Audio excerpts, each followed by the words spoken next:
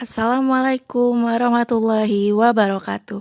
Perkenalkan kami dari kelompok 8 oleh anggota Adelia Uswatun Marhamah, Asya Syaumanda, Nung Risma Salamah, Liana Lestari, Nafisa Azizah Azahra, dan Putri Dwi Fahrani dari program studi UPI Kampus Purwakarta.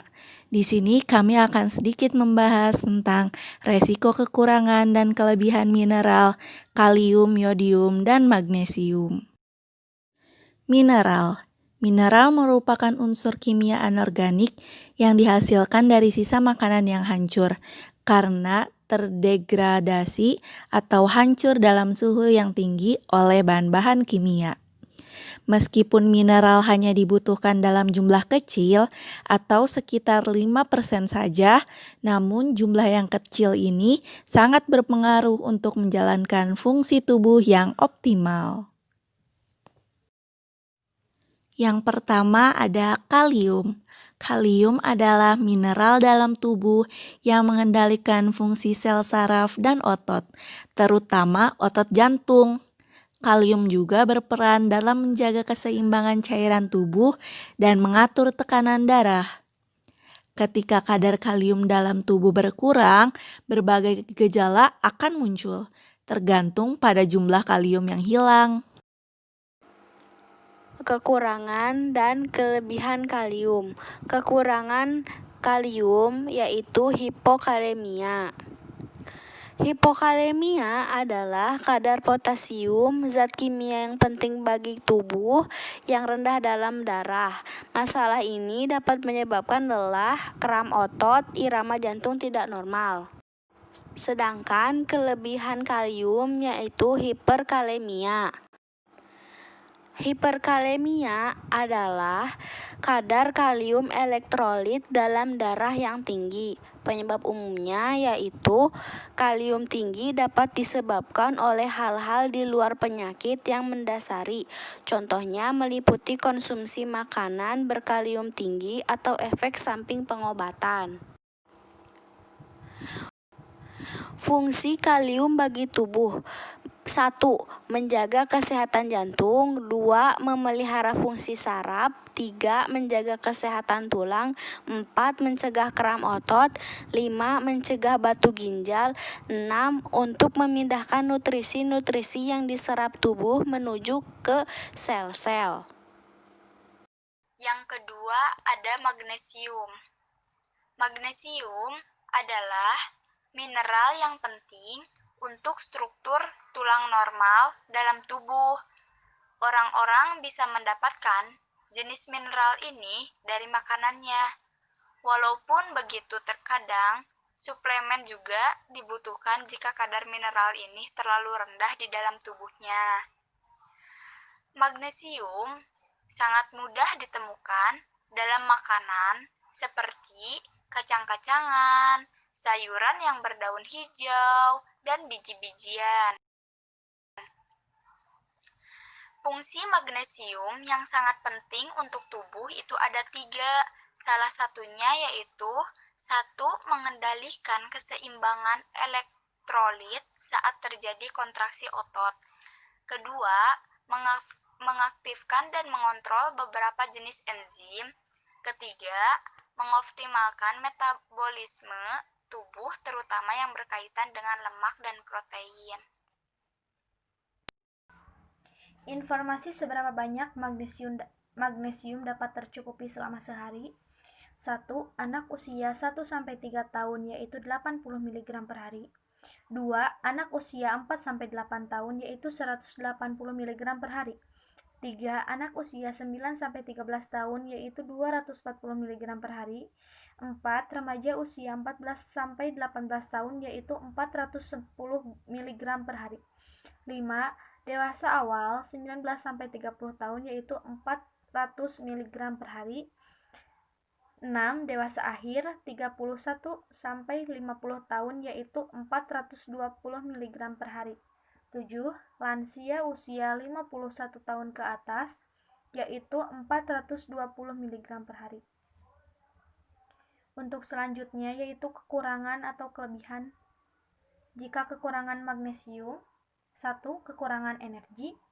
2 kontraksi jantung yang tak normal, 3 kelelahan, 4 sakit kepala, 5 otot tegang dan kram, 6 insomnia.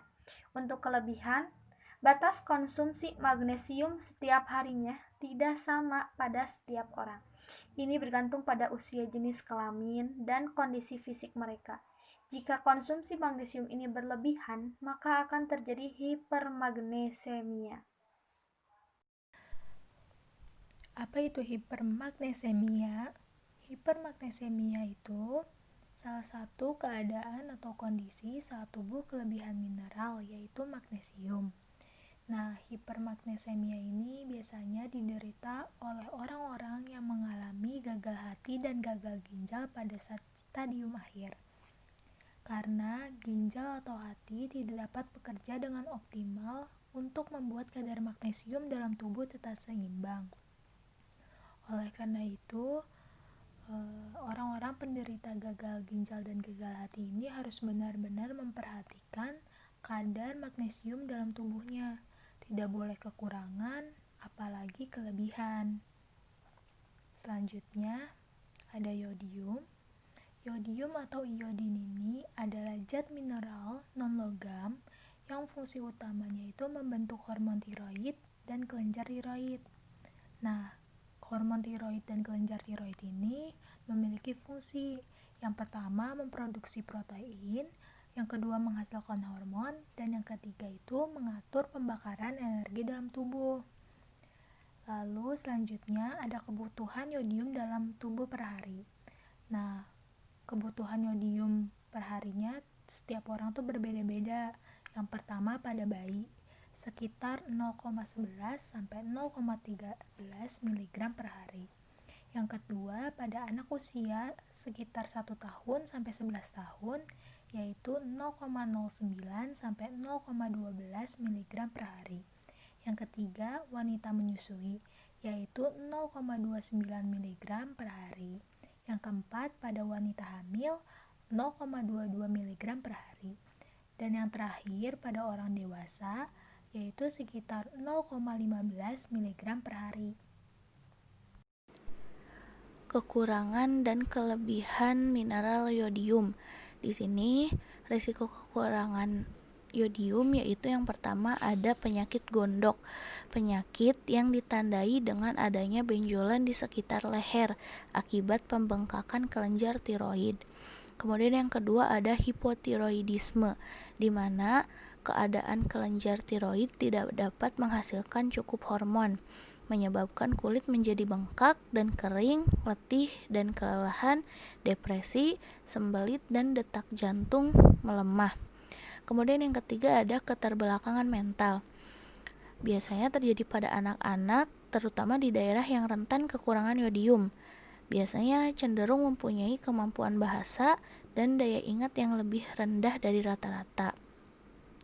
Resiko kelebihan yodium yaitu yang pertama ada hipertiroidisme, yaitu gangguan autoimun yang biasanya ditandai dengan produksi antibodi pada kelenjar tiroid.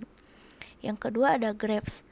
Ini adalah penyakit autoimun yang membuat produksi hormon tiroid meningkat.